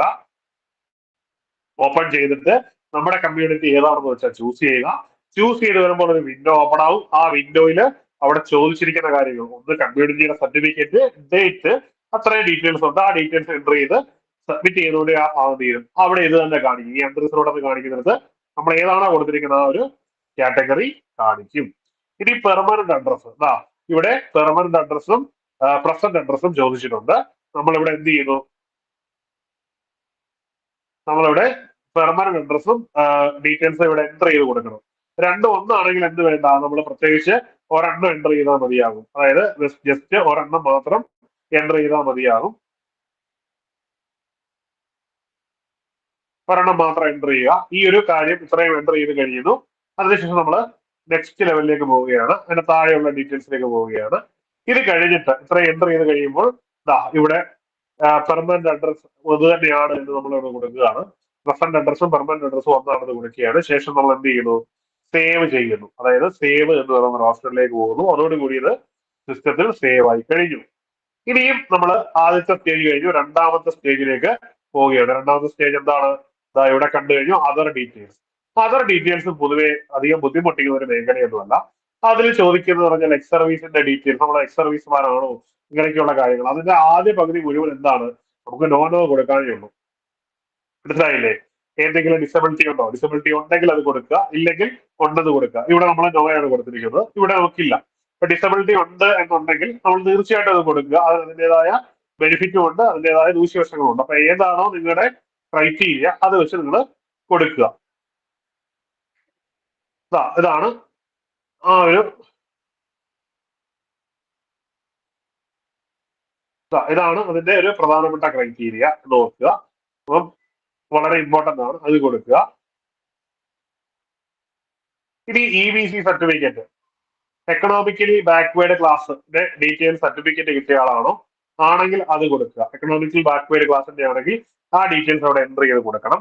അവിടെ താഴോട്ട് പോകുമ്പോൾ അതിന്റെ ഡീറ്റെയിൽസ് ചോദിക്കും. അതായത് എക്കണോമിക്കലി ബാക്ക്വേർഡ് എന്നുള്ള ഒരു സെക്ഷന്റെ ആ ഒരു ഡീറ്റെയിൽസ് കൊടുക്കും. അതിനുശേഷം റെയിൽവേയുമായിട്ട് ബന്ധപ്പെട്ട് റെയിൽവേയുടെ എംപ്ലോയി ആണോ, അതായത് ഗ്രൂപ്പ് ഡി അങ്ങനെയുള്ള കാറ്റഗറിയിലോ അല്ലെങ്കിൽ ഏതെങ്കിലും മേഖലയിലെ എംപ്ലോയി ആണോ എന്ന് കൊടുക്കും. ആണെങ്കിൽ അതിന്റെ ഡീറ്റെയിൽസ് എൻ്റർ ചെയ്ത് കൊടുക്കുക. എസ് ആണെങ്കിൽ അതിന്റെ ഫർദർ ആയിട്ട് ഒരു വിൻഡോ ഓപ്പൺ ആയി വരും, അതും കൂടി കൊടുക്കുക. അതിനുശേഷം എംപ്ലോയി ആണെങ്കിൽ ആ എംപ്ലോയ്മെന്റുമായിട്ട് ബന്ധപ്പെട്ട ഒരു ചോദ്യങ്ങൾ ഇവിടെ ചോദിക്കുന്നുണ്ട്, അതുകൂടി നമ്മൾ എന്ത് ചെയ്യണം, നമ്മളവിടെ ഫില്ല് ചെയ്യേണ്ടി വരും. ഇതൊന്നും അല്ലെന്നുണ്ടെങ്കിൽ ഇതൊന്നും ഒരു വിഷയമേ അല്ല, അത് വിട്ടേക്കുക, അതൊന്നും നമ്മളെ ബാധിക്കാനേ പോകുന്നില്ല. ഓക്കെ, ശരി. ഇനിയും അടുത്ത ഭാഗം വളരെ ഇമ്പോർട്ടന്റ് ആണ്. അതായത് ഈ ഒരു ഭാഗം മുതൽ ഇങ്ങോട്ട് വളരെ ഇമ്പോർട്ടന്റ് ആണ്. അതായത് ഈ പരീക്ഷയ്ക്ക് ഫീസ് ഉണ്ട്, നമ്മുടെ RRBയുടെ എക്സാമിനേഷന് ഫീസ് ഉണ്ട്. പക്ഷെ 500 രൂപ മേടിക്കുന്ന എക്സാമിനേഷന് പൂർണ്ണമായിട്ടും എന്താണ്, പൂർണ്ണമായിട്ടും ഈ ഒരു ഫീസ് ഇളവ് ചെയ്ത് തന്നിട്ടാണ് RRB നിങ്ങളെ, അതായത് 100 രൂപ മാത്രമേ RRB എടുക്കുന്നുള്ളൂ. ജസ്റ്റ് 100 റുപ്പീസ് മാത്രമേ RRB ജനറൽ കാറ്റഗറിയിൽ നിന്ന് OBC നിന്ന് ചാർജ് ചെയ്യുന്നുള്ളൂ. ബാക്കി 400 റുപ്പീസ് നിങ്ങൾ പരീക്ഷ അറ്റംപ്റ്റ് ചെയ്ത റീഫണ്ട് ചെയ്ത് നിങ്ങളുടെ കൺസേൺഡ് അക്കൗണ്ടിലേക്ക് തരും. മനസ്സിലായോ? എന്നാൽ SC/ST സംബന്ധിച്ചിടത്തോളം മുഴുവൻ ഫീസും നിങ്ങൾ അടയ്ക്കേണ്ടെന്ന് വരുന്ന മുഴുവൻ ഫീസും റീഫണ്ട് ചെയ്തും തരുന്നുണ്ട്. അപ്പൊ ആ ഒരു ബെനിഫിറ്റ് ഉള്ളത് കൊണ്ട് തന്നെ ഈ ബെനിഫിറ്റ് നിങ്ങൾക്ക് കിട്ടേണ്ടുന്ന ബാങ്ക് അക്കൗണ്ടിന്റെ ഡീറ്റെയിൽസ് ആണ് ഇവിടെ കൊടുക്കേണ്ടത്. മനസ്സിലായല്ലോ? നിങ്ങൾക്ക് ഈ ബെനിഫിറ്റ്, അതായത് തിരിച്ച് പൈസ വരേണ്ടുന്ന അക്കൗണ്ട് ഏതാണ് എന്നാണ് ഇതിൽ പ്രധാനമായിട്ടും നമ്മൾ ഇവിടെ എൻട്രി ചെയ്ത് കൊടുക്കേണ്ടത്. മനസ്സിലായി കാണുമെന്ന് കരുതുന്നു. എന്തെങ്കിലും ഡൗട്ട് ഉണ്ടോ? ഇല്ലല്ലോ. അതായത് നമ്മള് പരീക്ഷ എഴുതാൻ വേണ്ടി അടയ്ക്കുന്ന പൈസയിൽ 100 രൂപ ഒഴിച്ച് ജനറൽ കമ്മ്യൂണിറ്റിക്കും OBC കമ്മ്യൂണിറ്റിക്കും 500 രൂപ മേടിക്കുന്നതിന് 100 രൂപ banking charge, bank transaction charge പേര് പറഞ്ഞാൽ എടുത്ത ശേഷം ബാക്കി 400 റുപ്പീസും ഉദ്യോഗാർത്ഥിക്ക് തിരികെ നൽകും. ആ തിരികെ നൽകാൻ വേണ്ടി നമ്മൾ കൊടുക്കേണ്ടത് അക്കൗണ്ട് ഡീറ്റെയിൽസ് ആണ്. അപ്പോൾ നമ്മുടെ അക്കൗണ്ട്, നമ്മുടെ ഡീറ്റെയിൽസ്, അക്കൗണ്ട് നമ്പർ, നമ്മുടെ വീണ്ടും അക്കൗണ്ട് നമ്പർ എഴുതി കൊടുക്കുക. പിന്നെ IFSC കോഡ്, ബാങ്കിന്റെ ഡീറ്റെയിൽസ് അവിടെ എൻ്റർ ചെയ്ത് കൊടുക്കുക. കൊടുത്തു കഴിഞ്ഞ് ഇതുപോലെ തന്നെ സേവ് ചെയ്യുക. നമ്മൾ എന്ത് ചെയ്യുക, സേവ് ചെയ്ത് മാറിയേക്കുക. അത്രയേ ഉള്ളൂ അതിന്റെ പ്രൊസീജിയർ. അതോടുകൂടി നമുക്ക് എന്ത് ചെയ്യാം, ഈ ഒരു സെക്ഷൻ ഇവിടെ തീർക്കാം. കണ്ടല്ലോ, ഈ ഒരു സെക്ഷൻ ഇവിടെ കുറച്ച് സേവ് ചെയ്യുന്നതോടുകൂടി നമ്മൾ എന്ത് ചെയ്യുന്നു, നമ്മുടെ ഒരു പ്രൊസീജിയർ കഴിയുന്നു. ഇവിടെ IFSC കോഡ് കൊടുത്തിട്ടുണ്ട്, ബാക്കി ഡീറ്റെയിൽസ് എല്ലാം കൊടുത്തിട്ടുണ്ട്. സേവ് ചെയ്ത് നെക്സ്റ്റിലേക്ക് പോവുക. സേവ് നെക്സ്റ്റ് ചെയ്ത് കഴിയുമ്പോൾ നമുക്ക് എന്ത് പറ്റി, നമ്മുടെ ആ ഒരു സെക്ഷൻ അവിടെ കഴിഞ്ഞിരിക്കുകയാണ്. സേവ് നെക്സ്റ്റ് ചെയ്ത് കഴിഞ്ഞാൽ നമ്മൾ ഗ്രാജുവലി എത്താൻ പോകുന്നത് എഡ്യൂക്കേഷൻ ക്വാളിഫിക്കേഷനിലാണ്. ഇവിടെ നമ്മൾ എന്ത് ചെയ്യണം, നമ്മുടെ എഡ്യൂക്കേഷൻ ക്വാളിഫിക്കേഷൻ പറയണം. ഓട്ടോമാറ്റിക്കലി മെട്രിക്കുലേഷൻ സർട്ടിഫിക്കറ്റിന്റെ ഡീറ്റെയിൽസ് ഒക്കെ ഇവിടെ ആഡ് ചെയ്ത് വന്നിരിക്കും. ഇവിടെ നമ്മൾ എന്താണ് ചെയ്യേണ്ടത്, ഇവിടെ നമ്മൾ ആഡ് ചെയ്ത് കൊടുക്കേണ്ടത് നമ്മുടെ ബിരുദ തലത്തിലുള്ള കാര്യമാണ്. ഇവിടെ ആഡ് എന്ന് പറയുന്ന ഒരു കാര്യം നിങ്ങൾ കാണുന്നുണ്ടാവും. ആഡ് എന്ന് പറയുന്ന ഒരു കാര്യം കാണുന്നുണ്ടാവും. ഇവിടെ എന്താണോ നിങ്ങളുടെ എഡ്യൂക്കേഷൻ ക്വാളിഫിക്കേഷൻ, ഇതിൽ പറയുന്ന എഡ്യൂക്കേഷൻ ക്വാളിഫിക്കേഷൻ അറിയാമല്ലോ. ബിടെക് ആയിരിക്കാം, 3 ഇയർ ഡിപ്ലോമ ആയിരിക്കാം, CMA ആണെങ്കിൽ BSc ആയിരിക്കാം. അപ്പൊ അതെന്താണോ നിങ്ങൾക്ക് എന്താണോ കൊടുക്കാൻ പറ്റുന്നത് അത് ഇവിടെ ആഡ് ചെയ്ത് കൊടുക്കുക. മനസ്സിലായല്ലോ? ആഡ് ചെയ്ത് കൊടുക്കുന്നതോടുകൂടി എന്തായി, നിങ്ങളുടെ പ്രധാനപ്പെട്ട പണി ഇവിടെ കഴിഞ്ഞു. എന്നിട്ട് നെക്സ്റ്റ് ചെയ്ത് പോവുക. നെക്സ്റ്റ് ചെയ്യുന്നതോടുകൂടി ഈ ഒരു സെക്ഷൻ ഏറെക്കുറെ എന്താണ്, നിങ്ങളുടെ ഒരു പ്രധാനപ്പെട്ട ഒരു ടാസ്ക് ഇവിടെ ഓവറായി എന്നാണ് കരുതുന്നത്. ഓക്കെ, ഇനി നമ്മൾ പതുക്കെ താഴേക്ക് പോവുകയാണ്. ഇനിയാണ് പ്രധാനപ്പെട്ട ഒരു ഏരിയ ഉള്ളത്. അത് മറ്റൊന്നുമല്ല, സിഗ്നേച്ചറും ഫോട്ടോയും അപ്ലോഡ് ചെയ്യേണ്ടതാണ്. ഇവിടെ കൃത്യമായിട്ട് ആദ്യം തന്നെ നിങ്ങൾ അപ്ലൈ ചെയ്യുന്നതിന് മുമ്പ് ആ ഫോട്ടോയുടെ ഒരു ഐക്കൺ, ഇവിടെ നമ്മൾ ഫോട്ടോ ഇട്ടിരുന്നു, പക്ഷെ നമ്മൾ ഒരാളുടെ ഐഡന്റിറ്റി വെളിപ്പെടുത്താൻ ആഗ്രഹിക്കാത്തതുകൊണ്ട് നമ്മൾ എന്ത് ചെയ്തു, ഉള്ളത് കട്ട് ചെയ്ത് കളഞ്ഞേക്കുവാണ്. ഇവിടെ കുറച്ച് ഫോട്ടോകൾ റിജക്ട് ചെയ്തതിന്റെ ഇമേജ് ഉണ്ട്. ജസ്റ്റ് നിങ്ങൾ അതെടുത്ത് നോക്കുക. പൊതുവെ ഉദ്യോഗാർത്ഥികൾക്കൊന്നും അതിലൊരു വലിയ സംശയമൊന്നും വരില്ല, എങ്കിലും പറഞ്ഞതേ ഉള്ളൂ. Sample of few rejected photos, അതിലെ കൃത്യമായിട്ടൊരു 16 ഫോട്ടോസ് കൊടുത്തിട്ടുണ്ട്. ഈ ഒരു കാറ്റഗറിയിലുള്ള ഫോട്ടോസ് ഒന്നും നമ്മൾ ഉപയോഗിക്കാൻ പാടില്ല. ഇനി ഇവിടെ സ്പെസിഫിക്കേഷൻ കണ്ടല്ലോ, ഏറ്റവും റീസെന്റ് ആയിട്ടുള്ള ഫോട്ടോ ആയിരിക്കണം. അങ്ങനെയുള്ള കുറെ ഡീറ്റെയിൽസ് അവിടെ കൊടുത്തിട്ടുണ്ട്. അതായത് 240 പിക്സൽ ആയിരിക്കണം, 35x45 മില്ലിമീറ്റർ ആയിരിക്കണം, 320x240 പിക്സൽ ആയിരിക്കണം, ഇനി JPG ആയിരിക്കണം. ഇങ്ങനെയുള്ള കുറെ കാറ്റഗറി, 30 KB 70 KB ഇടയിലായിരിക്കണം സൈസ്. ഇങ്ങനെയുള്ള കുറച്ച് കാര്യങ്ങൾ ഇതിനകത്ത് കൃത്യമായിട്ട് പറയുന്നുണ്ട്. ഇത് നമ്മൾ എന്ത് ചെയ്യുക, നമ്മൾ ഈ ഒരു ക്രൈറ്റീരിയ നമ്മൾ നോക്കിയ ശേഷം നമ്മൾ ഫോട്ടോ കൂടി അപ്ലോഡ് ചെയ്യുക. ഈ ഫോട്ടോ കൂടി അപ്ലോഡ് ചെയ്യുന്നതോടുകൂടി ഈ ഒരു ആദ്യത്തെ നമ്മുടെ റെസ്പോൺസിബിലിറ്റി കഴിഞ്ഞു. ഇനി നമ്മൾ ഫോട്ടോ അപ്ലോഡ് ചെയ്ത് കഴിഞ്ഞാൽ അടുത്തതായിട്ട് നമ്മൾ അപ്ലോഡ് ചെയ്യേണ്ട ഒരു ഏരിയ എന്ന് പറഞ്ഞാൽ വേറെ ഒന്നുമല്ല, സിഗ്നേച്ചർ ആണ്. മനസ്സിലായല്ലോ? സിഗ്നേച്ചർ എന്ന് പറയുന്ന ഒരു മേഖലയാണ്. ഇവിടെ നമ്മൾ എന്ത് ചെയ്യുന്നു, ഇവിടെ കൃത്യമായിട്ട് സിഗ്നേച്ചർ അപ്ലോഡ് ചെയ്ത് കൊടുക്കണം. സിഗ്നേച്ചർ, അതിന് സിഗ്നേച്ചറിന്റെ സൈസ് മെഷർമെന്റും അവിടെ കൊടുത്തിട്ടുണ്ട്, വലത് സൈഡിൽ തന്നെ കൊടുത്തിട്ടുണ്ട്. അത് വായിച്ചു നോക്കിയാൽ നമുക്ക് മനസ്സിലാവും നമ്മുടെ സിഗ്നേച്ചറുടെ പ്രോപ്പർട്ടീസ് നോക്കുമ്പോൾ അതിനകത്ത് ഉൾക്കൊള്ളുന്ന ഒന്നാണോ എന്ന് നമുക്ക് കൃത്യമായിട്ട് നമുക്ക് മനസ്സിലാക്കാൻ പറ്റും. അത് മനസ്സിലാക്കിയ ശേഷം എന്ത് ചെയ്യുക, സിഗ്നേച്ചറും അപ്ലോഡ് ചെയ്യും. അതിൽ കൂടുതൽ കാര്യങ്ങളൊന്നും പറയാനില്ലല്ലോ, കൃത്യമായിട്ട് നമ്മൾ അപ്ലോഡ് ചെയ്യുന്നതായിരിക്കും. അപ്ലോഡ് ചെയ്യുന്നതോടുകൂടി നിങ്ങളുടെ ഈ ഒരു മേഖലയിലെ പ്രധാനപ്പെട്ട റെസ്പോൺസിബിലിറ്റീസ് മുഴുവൻ കഴിഞ്ഞു. ഇനിയും നിങ്ങൾ അടുത്ത പ്രിഫറൻസിലേക്ക് പോവുക. വളരെ ഇമ്പോർട്ടന്റ് ആയിട്ടൊരു മേഖലയാണ്. അതായത് നമ്മൾ ഓൾറെഡി സോൺ പ്രിഫർ ചെയ്തിട്ടുണ്ട്. ഈ ഇടത് സൈഡിൽ ഈ സോണില് നമ്മൾ അപ്ലൈ ചെയ്തിരിക്കുന്ന സോണില് അവൈലബിൾ ആയിട്ടുള്ള വേക്കൻസികളാണ് ഈ കാണുന്നത്. മനസ്സിലായല്ലോ? ഇത് നമ്മുടെ പ്രിഫറൻസ് ആണ്. അതായത് നമുക്ക് ഈ കൊടുത്തിരിക്കുന്നതിൽ നിന്ന് ആദ്യം ആഡ് ചെയ്യുന്നതായിരിക്കും ആദ്യത്തെ പ്രിഫറൻസ്. രണ്ടാമത്, അതായത് ഇവിടെ ആ നീലക്കടറിലൊരു ഒരു പ്ലസ് ചിഹ്നം കാണുന്നുണ്ടല്ലോ, ഈ ആദ്യം എംബ്ലം ക്ലിക്ക് ചെയ്യുന്ന ഏത് പ്ലസിലാണോ അതായിരിക്കും ആദ്യത്തെ വലത് സൈഡിൽ വരുന്ന ഈ ഒരു മേഖലയിലെ പ്രിഫറൻസ് എന്ന് പറയുന്നത്. മനസ്സിലായല്ലോ? അപ്പം ഇതിൽ ഓരോന്നായിട്ട് നമ്മൾ എന്ത് ചെയ്യുക, ക്ലിക്ക് ചെയ്യുക. നിങ്ങൾക്ക് ഏതാണോ, അതൊന്നും നമ്മൾ പറയുന്നത് നിങ്ങൾ ചെയ്യേണ്ടുന്ന കാര്യമല്ല. നിങ്ങളുടെ യോഗ്യത അനുസരിച്ച് നിങ്ങൾക്ക് താല്പര്യമുള്ള ഏതാണോ സെക്ടർ, ഏത് മേഖലയാണ് നിങ്ങൾക്ക് കൂടുതൽ സ്ട്രെങ്ത്, ഏത് മേഖലയാണ് വീക്ക്, ഏത് മേഖലയിൽ ജോലി ചെയ്യാനാണ് കൂടുതൽ ഇഷ്ടം എന്നൊക്കെ ഉള്ളത് ഓരോരുത്തരുടെ വ്യക്തിപരമായ കാര്യമാണ്. അതിലൊന്നും കയറി അഭിപ്രായം പറയുന്നത് ഒരു മര്യാദയല്ല. അപ്പം ഇതില് ഈ വരുന്ന നിങ്ങളെ പ്രിഫർ സോണല്ല, ഞാൻ ആദ്യമേ പറഞ്ഞു നോട്ടിഫിക്കേഷൻ എടുക്കുക. നോട്ടിഫിക്കേഷൻ എടുത്ത ശേഷം അതിലെ പേജ് നമ്പർ 40 മുതൽ നിങ്ങൾ നോക്കുമ്പോൾ സോണുകളിലുള്ള വേക്കൻസി, നിങ്ങളുടെ പ്രിഫറബിൾ വേക്കൻസി ഒക്കെ നിങ്ങൾക്ക് മനസ്സിലാവും. അതിനുശേഷം നിങ്ങളുടെ പ്രിഫറൻസ് അനുസരിച്ച് കേറിയ സോൺ ആദ്യം സെലക്ട് ചെയ്യുന്നത് ഞാൻ പറഞ്ഞു. ആദ്യം തന്നെ സെലക്ട് ചെയ്യേണ്ട ഒരു ഏരിയയാണ് സോണ്. ആ സോണിലാണ് ഈ പിന്നീട് അവൈലബിൾ ആയിട്ടുള്ള ഈ സോണിൽ ഈ വേക്കൻസികൾ ഉണ്ടെങ്കിൽ മാത്രമേ നിങ്ങൾക്ക് എന്ത് ചെയ്യാൻ പറ്റത്തുള്ളൂ, ഇത് അപ്ലൈ ചെയ്യാൻ പറ്റൂ. അതായത് നിങ്ങളുടെ വിദ്യാഭ്യാസ യോഗ്യത, നിങ്ങൾ പ്രിഫർ ചെയ്തിരിക്കുന്ന നിങ്ങളുടെ ട്രേഡ്, നിങ്ങളുടെ ക്വാളിഫിക്കേഷൻ അനുസരിച്ച്, അതായത് ഏതാണോ നിങ്ങളുടെ ട്രേഡ് ബിടെക്കില് അല്ലെങ്കിൽ എഞ്ചിനീയറിംഗില് ഡിപ്ലോമയില് നിങ്ങൾക്ക് ഏതാണോ നിങ്ങളുടെ ട്രേഡ്, അതിൽ ഈ ഒരു പോസ്റ്റ്, എലിജിബിൾ പോസ്റ്റ് ആ സോണിൽ ഉണ്ടെങ്കിൽ മാത്രമേ നിങ്ങൾക്കത് ആഡ് ചെയ്യാൻ പറ്റത്തുള്ളൂ. ഏറ്റവും കൂടുതൽ വേക്കൻസി, ഏറ്റവും കൂടുതൽ ഇതുള്ളത് ഏത് സോണാണോ നിങ്ങൾ മനസ്സിലാക്കുക. ആ സോൺ വരുന്ന RRB പ്രിഫർ ചെയ്യുക. ആ പ്രിഫർ ചെയ്യുന്ന RRBയിൽ കയറുമ്പോൾ കൂടുതൽ വേക്കൻസീസ് കാണാം. അതനുസരിച്ച് നിങ്ങൾ എന്ത് ചെയ്യുക, പ്രിഫറൻസ് കൊടുക്കുക. അപ്പോൾ ഒരു പ്രശ്നം കൂടിയുണ്ട്, ആ സോൺ പ്രിഫർ ചെയ്യുന്ന പരീക്ഷാ സെന്ററുകളിൽ മാത്രമേ നിങ്ങൾക്ക് പോയി പരീക്ഷ എഴുതാൻ പറ്റുള്ളൂ എന്നൊരു റിയാലിറ്റി കൂടി ഇവിടെ കിടപ്പുണ്ട്. അതുകൂടി ഞാൻ പറഞ്ഞു തരികയാണ്. അപ്പം ഇത്രയും കാര്യങ്ങളെ അനാലിസിസ് ചെയ്ത് അനലിറ്റിക്കലായിട്ട് ഒരു ഡിസിഷൻ എടുക്കുക. അത് നിങ്ങളുടെ പ്രധാനപ്പെട്ട ഒരു മേഖലയാണ്. അപ്പൊ ഇവിടെ എന്ത് ചെയ്യണം, ഇവിടെ നിങ്ങൾ പ്രിഫറൻസ് കൊടുക്കുക. പ്രിഫറൻസ് കൊടുക്കുന്നതോടുകൂടി എന്തായി മാറി, പ്രിഫറൻസ് കൊടുക്കുന്നതോടുകൂടി ഇവിടുത്തെ ആദ്യത്തെ ടാസ്ക് കഴിഞ്ഞു എന്ന് വേണം നമ്മൾ കരുതാൻ. അത് കഴിയുന്നതോടുകൂടി നമ്മൾ അതിന്റെ താഴത്തെ മേഖലയിലേക്ക്, അതിന്റെ സെക്ഷൻ താഴത്തേക്ക് എത്തണം. ഇവിടെ ആദ്യം തന്നെ നമ്മൾ ചെയ്യേണ്ടുന്ന ഒരു മേഖല എന്ന് പറഞ്ഞു കഴിഞ്ഞാൽ, ഇവിടെ നമ്മൾ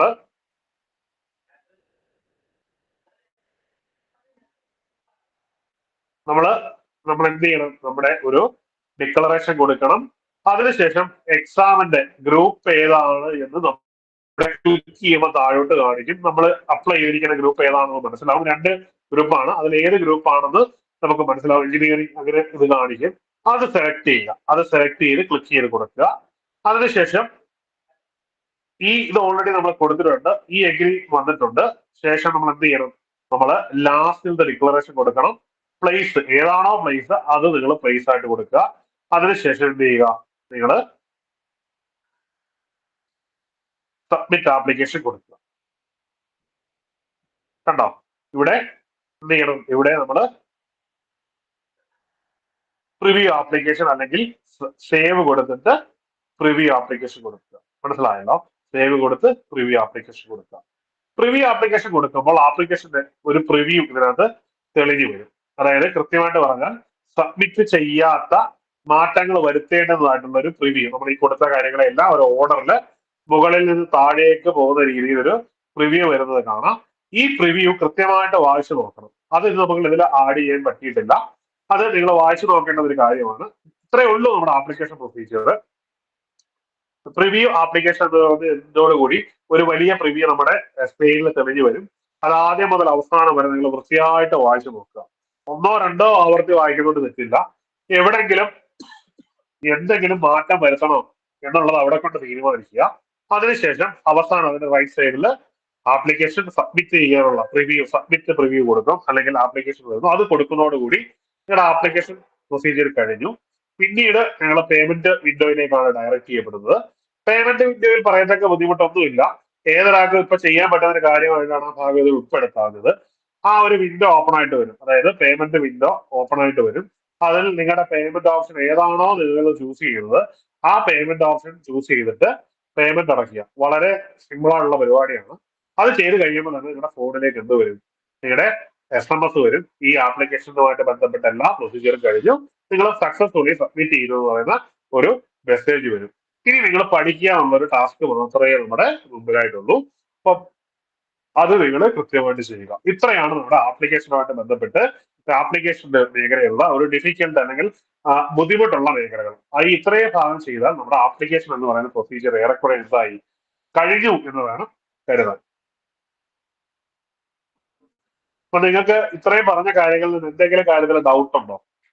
ആർക്കെങ്കിലും എന്തെങ്കിലും ഡൗട്ട് ഉണ്ടെങ്കിൽ ചോദിക്കാം. അത് പറഞ്ഞു തരാൻ ഞാൻ വില്ലിങ്ങാണ്. എന്നാൽ കഴിയുന്ന രീതിയിലെ കാര്യങ്ങൾ പറഞ്ഞു തരാം. ഇല്ലാത്തവരെ പഠിച്ചതിന് ശേഷം, അത് റെഫർ ചെയ്ത ശേഷം അത് നേരിൽ നിങ്ങളെ അറിയിക്കുന്നതായിരിക്കും. എന്തെങ്കിലും ഡൗട്ട് ഉണ്ടോ ആർക്കെങ്കിലും?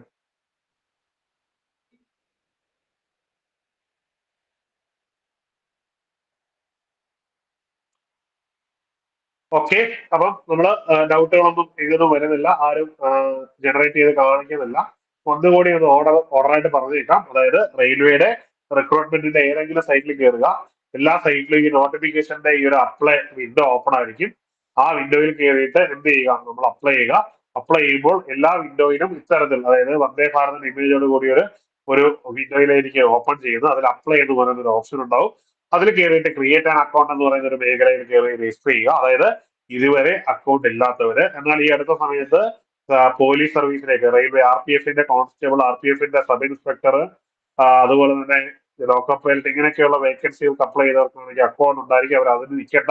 ഓൾറെഡി ആവാൻ അക്കൗണ്ടിൽ കയറുക, ക്ലിക്ക് ചെയ്ത് നിങ്ങളുടെ ആപ്ലിക്കേഷനുമായിട്ട് പ്രൊസീജിയർ ചെയ്ത് പോവുക, പ്രൊസീഡ് ചെയ്ത് പോവുക. ഇനിയും ഇല്ലാത്ത ഒരാൾ അക്കൗണ്ട് ഓപ്പൺ ചെയ്യുമ്പോൾ അതിനകത്ത് ഓൾറെഡി ഒരു വാണിജ്യ കാണിക്കും. മറ്റൊന്നുമല്ല, ഇത്രയും ഞാൻ ഈ പറഞ്ഞ കാര്യങ്ങൾ തന്നെയാണ് കാണിക്കുന്നത്. നിങ്ങൾ ഓൾറെഡി അക്കൗണ്ട് എടുത്തവരാണെങ്കിൽ ഇനി ഉണ്ടാക്കണ്ട എന്നാണ് ആ ഒരു വാണിജ്യയുടെ അർത്ഥം. അതിനുശേഷം നമ്മൾ എന്ത് ചെയ്യുന്നത്? റെയിൽവേ റിക്രൂട്ട്മെന്റ് ബോർഡിന്റെ മിനിസ്ട്രിയുടെ സൈറ്റിലേക്ക് നമ്മൾ കയറുകയാണ്. അവിടെ നമ്മൾ ക്രിയേറ്റ് ചെയ്യാൻ അക്കൗണ്ട് എന്ന് പറയുന്ന ഒരു സംവിധാനമാണ് ചെയ്യുന്നത്. അവിടെ നമ്മൾ എന്താണ്, നമ്മൾ നമ്മുടെ അക്കൗണ്ട് ഡീറ്റെയിൽസും കാര്യങ്ങളൊക്കെ എൻ്റർ ചെയ്ത് കൊടുക്കുന്നു. എൻ്റർ ചെയ്ത് കൊടുത്ത് മുമ്പോട്ടേക്ക് പോവുകയാണ്. അങ്ങനെ നമ്മൾ എൻ്റർ ചെയ്ത് ഫോൺ നമ്പരും ബാക്കി എല്ലാ കാര്യങ്ങളും, ഇവിടെ കൃത്യമായിട്ട് എല്ലാ കാര്യങ്ങളും എൻ്റർ ചെയ്യുക. പറ്റുമെങ്കിൽ ആധാർ കൂടി എൻ്റർ ചെയ്ത് OTP കൂടി ജനറേറ്റ് ചെയ്ത് എൻ്റർ ചെയ്ത് സേവ് ചെയ്യുന്നതോടുകൂടി നമുക്ക് അക്കൗണ്ട് ആവും. അത് ഫോണിലേക്ക് നമ്മുടെ SMS ആയിട്ട് അക്കൗണ്ട് നമ്പരും ഒപ്പം തന്നെ നമ്മുടെ പാസ്വേഡും കൂടി അക്കൗണ്ടിൽ ജനറേറ്റ് ചെയ്ത് വരുന്നത് നമുക്ക് കാണാൻ പറ്റുന്നതായിരിക്കും. അതോടുകൂടി ഈ ഒരു പ്രൊസീജിയർ കഴിഞ്ഞു. ഇനി നമ്മൾ എന്ത് ചെയ്യണം? വീണ്ടും പഴയ സൈറ്റിലേക്ക് പോയിട്ട് നമ്മൾ ഓൾറെഡി ആവാൻ അക്കൗണ്ടിൽ ക്ലിക്ക് ചെയ്ത് നമ്മൾ എൻ്റർ ചെയ്ത് കയറുക. എന്നിട്ട് അവിടെ മൊബൈൽ നമ്പർ അല്ലെങ്കിൽ ഇമെയിൽ ID, പാസ്വേഡ് എൻ്റർ ചെയ്ത് കൊടുത്ത് നമ്മൾ മുമ്പോട്ട് പോകേണ്ടതാണ്. പോയി കഴിയുമ്പോൾ നമുക്ക് എന്ത് ചെയ്യാൻ പറ്റും? നമുക്ക് ഇവിടെ ഡീറ്റെയിൽസ് കാണാൻ പറ്റും. ഇനി റെയിൽവേ റിക്രൂട്ട്മെന്റിന്റെ ബോർഡിൽ കയറിയിട്ട് നമ്മൾ എന്ത് ചെയ്തു? നമ്മൾ ഇതിലെ 3 ഓപ്ഷനുകളുണ്ട്. General instruction, online application, application history. അതിൽ ഓൺലൈൻ ആപ്ലിക്കേഷൻ ക്ലിക്ക് ചെയ്യുന്നു. അപ്ലൈ ചെയ്തിട്ട് നമ്മൾ എന്താണ്, I am not currently debarred from the RRB click ചെയ്യണം. അതിന് മുമ്പായിട്ട് നമ്മുടെ സോൺ, നമുക്ക് ഏതാണോ ഫോൺ വേണ്ടതെന്ന് സെലക്ട് ചെയ്യുന്നു, അതിൽ എൻ്റർ ചെയ്യുന്നു, കയറുന്നു. അതിനുശേഷം നമ്മൾ കയറുമ്പോൾ തന്നെ നമ്മൾ ഓൾറെഡി എൻ്റർ ചെയ്ത് കൊടുത്ത കുറെ ഡീറ്റെയിൽസ് അതിൽ തന്നെ കാണിക്കുന്നുണ്ടാവും. ആ ഡീറ്റെയിൽസ് കാണിച്ച ശേഷം അതിലില്ലാത്ത ഭാഗങ്ങൾ മാത്രം നമ്മൾ മാൻഡറേറ്ററി ആയിട്ടുള്ളത് എൻ്റർ ചെയ്ത് വെക്കുക. അത് ഈ നമുക്ക് ഇവിടെ കാണാൻ പറ്റും. നമ്മുടെ മാരീഡ് ആണോ അൺമാരീഡ് ആണോ റിലീജിയൻ നമ്മുടെ മദർ ടങ് അങ്ങനെയുള്ള കുറച്ച് കാര്യങ്ങൾ നമ്മൾ എന്ത് ചെയ്യേണ്ടി വരും, നമ്മൾ എൻ്റർ ചെയ്ത് കൊടുക്കേണ്ടി വരും. പിന്നെ നമ്മുടെ ഐഡന്റിഫിക്കേഷൻ മാർക്ക് ഈ കാര്യങ്ങളൊക്കെ എൻ്റർ ചെയ്ത് കൊടുക്കേണ്ടി വരും. പിന്നെ കൺട്രി, നമ്മുടെ കമ്മ്യൂണിറ്റി ഡീറ്റെയിൽസ് ആ കാര്യങ്ങളെല്ലാം എൻ്റർ ചെയ്യുക. ഈ പേഴ്സണൽ ഡീറ്റെയിൽസ് ആ ഒരു കാര്യം കൂടി, അതായത് പേഴ്സണൽ ഡീറ്റെയിൽസ് അതിലില്ലാത്തതായിട്ടുള്ള കാര്യങ്ങൾ ഉണ്ടാവും. അതായത് നമ്മുടെ റിലീജിയൻ, ആ ഒരു ക്രൈറ്റീരിയ, നമ്മുടെ ഡീറ്റെയിൽസ് എല്ലാം നമ്മൾ എൻ്റർ ചെയ്ത് കൊടുക്കുന്നു. അതോടുകൂടി കഴിഞ്ഞു. നമ്മൾ അത് സേവ് ചെയ്ത് കഴിയുന്നതോടുകൂടി നമ്മൾ അടുത്ത സ്റ്റേജിലേക്ക് എത്തുകയാണ്. സ്റ്റേജിൽ എത്തുമ്പോൾ എന്താണ്, നമ്മുടെ ബാക്കി ഡീറ്റെയിൽസ് ആണ്. എക്സ് സർവീസ് മാൻ ആണോ, ഡിസബിലിറ്റി ഉള്ള ആളാണോ, പിന്നീട് എക്കണോമിക്കലി ബാക്ക്വേർഡ് ക്ലാസ് ആണെങ്കിൽ അതിന്റെ ഡീറ്റെയിൽസ് എൻ്റർ ചെയ്ത് കൊടുക്കുക. പിന്നെ സെർവിങ് റെയിൽവേ എംപ്ലോയി ആണെങ്കിൽ അതിന്റെ ഡീറ്റെയിൽസ്, എംപ്ലോയി ആണെങ്കിൽ അതിന്റെ ഫർദർ ഡീറ്റെയിൽസ്. പിന്നെ അവിടെ നമ്മൾ ഏറ്റവും കൂടുതൽ ശ്രദ്ധിക്കേണ്ടത് നമുക്ക് പേയ്മെന്റ് കിട്ടാൻ, അതായത് നമ്മൾ കൊടുക്കുന്ന ഫീയുടെ പരീക്ഷ അറ്റംപ്റ്റ് ചെയ്തതിന്റെ ഫീ കിട്ടത്തില്ല. നമ്മൾ ആ ഒരു ക്രൈറ്റീരിയയിൽ നമുക്ക് എലിജിബിലിറ്റി ഉണ്ടെങ്കിൽ, നമ്മൾ അറ്റൻഡ് ചെയ്തിട്ടുണ്ടെങ്കിൽ ആ പൈസ, അതായത് 400 രൂപ നമുക്ക് റീഫണ്ട് കിട്ടും. SC ST ആണെങ്കിൽ മുഴുവൻ തുക റീഫണ്ട് കിട്ടും. അത് കിട്ടാൻ വേണ്ടുന്ന ബാങ്ക് അക്കൗണ്ട് ഡീറ്റെയിൽസ് അതിൽ എൻ്റർ ചെയ്ത് കൊടുക്കുക. മൂന്നാമതെന്ന് പറഞ്ഞാൽ എഡ്യൂക്കേഷൻ ക്വാളിഫിക്കേഷൻ ആണ്. അത് വലത് സൈഡിൽ ആഡ് എന്ന് പറയുന്ന ഓപ്ഷൻ ഉണ്ട്. ഈ ആഡ് എന്ന് പറയുന്ന ഓപ്ഷനിൽ കയറിയിട്ട് നമ്മൾ എന്ത് ചെയ്യുക, നമ്മൾ അതിൽ ക്ലിക്ക് ചെയ്യുക. നെക്സ്റ്റ്, അതിനുശേഷം അത് ആഡ് ചെയ്ത് കൊടുക്കുക. അതിൽ കുറച്ച് ഓപ്ഷനുകൾ വരും. ആഡ് ചെയ്യാൻ വരുമ്പോൾ നിങ്ങളുടെ പാസിംഗ് ഇയർ, പഠിച്ച കോളേജ് അല്ലെങ്കിൽ യൂണിവേഴ്സിറ്റിയുടെ ഡീറ്റെയിൽസ്, എന്താണ് നിങ്ങളുടെ യോഗ്യത, അതൊക്കെ ചോദിക്കുക. അതെല്ലാം ഫില്ല് ചെയ്ത് കൊടുക്കുക. ശേഷം നമ്മുടെ ഫോട്ടോ സിഗ്നേച്ചർ ഇത് അപ്ലോഡ് ചെയ്യുന്ന ഒരു സെക്ഷനാണ്. അതുകൂടി കഴിയുന്നതോടുകൂടി നമ്മുടെ ഏറെക്കുറെ ജോലികളെല്ലാം കഴിഞ്ഞു. പിന്നീട് നമ്മൾ പ്രിഫറൻസ് ആണ്. നമ്മുടെ ഏത് സോണിലാണോ സെലക്ട് ചെയ്തിരിക്കുന്നത് ആ സോണുമായിട്ട് ബന്ധപ്പെട്ട വേക്കൻസീസ് അതിൽ അവൈലബിൾ ആയിരിക്കും. ആ സോണുകളുടെ പ്രിഫറൻസ് അനുസരിച്ച് ചൂസ് ചെയ്യുക. ചൂസ് ചെയ്ത റൈറ്റ് സൈഡിൽ ഈ റെഡ് കളർ കാണുന്നത് റീപ്ലേസ് ചെയ്ത് വരും. അതിനുശേഷം നമ്മൾ ഇവിടുത്തെ ഡിക്ലറേഷൻ കൊടുക്കുക. ഡിക്ലറേഷൻ കൊടുത്തിട്ട് അവസാന ഭാഗത്തായിട്ടുള്ള ലാസ്റ്റ് ഡിക്ലറേഷൻ കൊടുത്ത് എക്സാമിന്റെ ഗ്രൂപ്പും സെലക്ട് ചെയ്ത് പ്ലേസും എൻ്റർ ചെയ്ത് സേവ് ചെയ്ത് പ്രിവ്യൂ ആപ്ലിക്കേഷൻ കൊടുക്കുന്നു. പ്രിവ്യൂ നന്നായിട്ട് വായിച്ചു നോക്കുക. അതിനുശേഷം സബ്മിറ്റ് പ്രിവ്യൂ കൊടുത്ത് പേയ്മെന്റിലേക്ക് പോകുന്നു. പേയ്മെന്റ് വിൻഡോയിൽ പേയ്മെന്റ് ചെയ്യുന്നതോടുകൂടി നമ്മുടെ ആപ്ലിക്കേഷൻ പ്രൊസീജിയർ ഏറെക്കുറെ കംപ്ലീറ്റ് ആവും. നമ്മുടെ ഫോണിൽ മെസ്സേജ് വരും. ഇത്രയാണ് പ്രധാനമായിട്ടും ഈ ആപ്ലിക്കേഷനുമായിട്ട് ബന്ധപ്പെട്ടിട്ടുള്ള കാര്യങ്ങൾ. എന്തെങ്കിലും ഡൗട്ട് ഉണ്ടോ ആർക്കെങ്കിലും?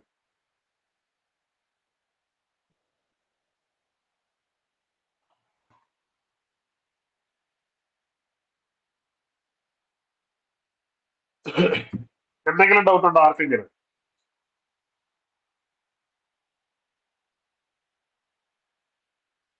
ഓക്കെ, അങ്ങനെ നമുക്ക് ഈ വീഡിയോ കൺക്ലൂഡ് ചെയ്യാമെന്ന് കരുതുന്നു. RRB ആയിട്ട് ബന്ധപ്പെട്ട് എന്തെങ്കിലും, RRB JEE ആയിട്ട് ബന്ധപ്പെട്ട് എന്തെങ്കിലും ഡൗട്ട് ഉണ്ടെങ്കിൽ നിങ്ങൾ ധൈര്യമായിട്ട് ചോദിക്കാം. എന്നെ കൊണ്ട് അറിയാവുന്നതാണെങ്കിൽ ഞാൻ തീർച്ചയായിട്ടും പരിഹരിച്ചു തരുന്നതായിരിക്കും. ഇല്ലെന്നുണ്ടെങ്കിൽ റെഫർ ചെയ്തിട്ട് പരിഹരിക്കുന്നതായിരിക്കും. ഓക്കെ, ശരി. ആർക്കും ഒരു ഡൗട്ടും ഇല്ലെന്ന് കരുതുന്നു. അങ്ങനെ നമുക്ക് ഈ വീഡിയോ കൺക്ലൂഡ് ചെയ്യാം അല്ലേ?